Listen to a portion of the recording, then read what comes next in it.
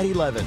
Now to a story Western Mass News brought you last night. A house in Springfield evacuated due to high levels of carbon monoxide. We're learning more tonight from fire officials. Western Mass News reporter Olivia Hickey joins us live in studio with more. Olivia?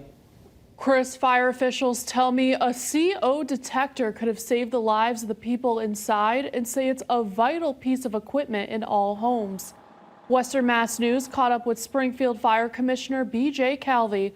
He says when crews arrived on scene to check the gas levels, they found 700 parts per million, a reading that could be fatal. For perspective, that number should be less than 10.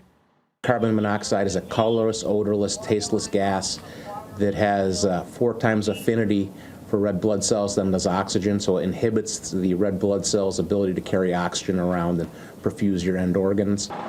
Was determined the excess carbon monoxide was coming from the furnace. Whether the emission is from a furnace or even a car running inside a closed garage, Calvi tells Western Mass News that calls like this are more common this time of year, and having a CO alarm can keep you safe.